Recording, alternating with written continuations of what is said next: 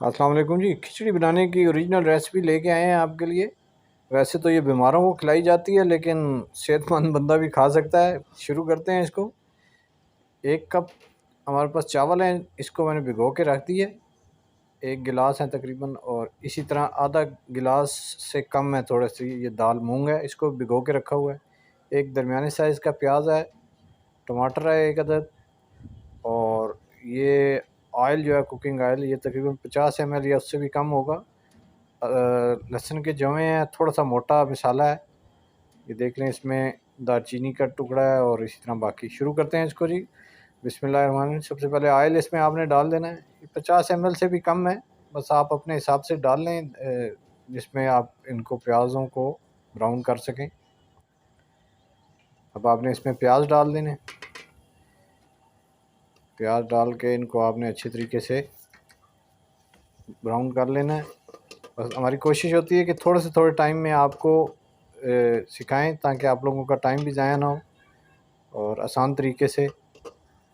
देखें, प्याज अच्छे तरीके से आपने इनको करने देखें। जैसे ये ब्राउन होने शुरू हुए, आपने इसमें ये मोटा मसाला सारा, ज़ीरा भी इसमें है, और लहसुन ये चॉप हुआ हुआ है, आप पीस के भी डाल सकते हैं। इसको आपने करना हल्का सा ब्राउन, इसको करना।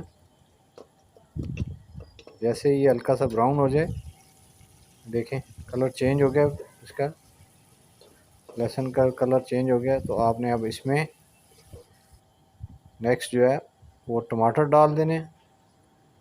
टमाटर इसी तरह काट लें, आप इसको डाल दें। टमाटर डालने के बाद इनको अच्छे तरीके से आपने भून लेना है, इनको थोड़ा सा नरम करना है, ताकि देखिए तेज़ आंच में ये सारा काम करना है। देखें नरम हो गए हैं। अब आपने इसमें मसाले डाल देने। 1/2 टी स्पून लाल मिर्च पाउडर है, धनिया पाउडर 1/2 टी स्पून, और 1/4 टी स्पून हल्दी है। नमक आपने अपने हिसाब से, अपने टेस्ट के हिसाब से डालना है।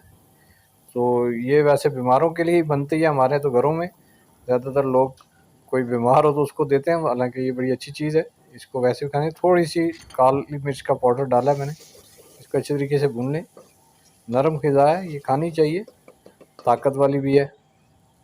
अच्छा, जैसे ये नरम हो जाए, आपने इसमें दाल डाल देनी है। मूंग की दाल है ये, साबित मूंग वाली भी इसमें यूज़ होती है। मैं ये वाली येलो वाली जो है, साफ़ जो है, धुली हुई जिसको कहते हैं, वो वाली डाल रहा हूँ।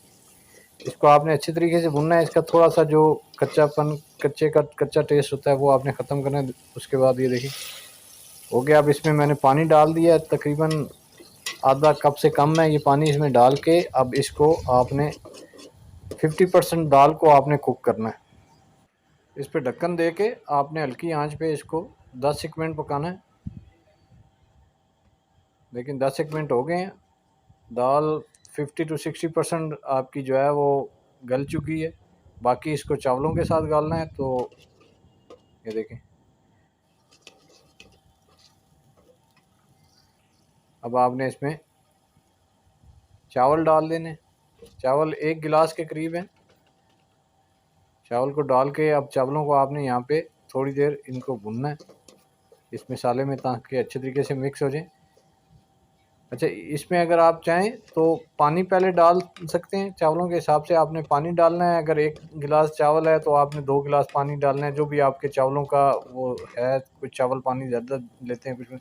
अब देखिए, मैं अंदाजे से पानी डालूँ। आप लोगों ने पहले चाहें तो पहले पानी डाल सकते हैं, बाद में अगर डालना है तो आपने चावलों का एक हिसाब रख के, जैसे 1 गिलास है तो 2 गिलास पानी के डलते हैं, तो वो रखना है। अगर अंदाजे से आपने रखना है तो तकरीबन 1 इंच चावलों की तह से पानी ऊपर होना चाहिए, तो फिर वो अच्छे तरीके से उसमें बन जाते हैं।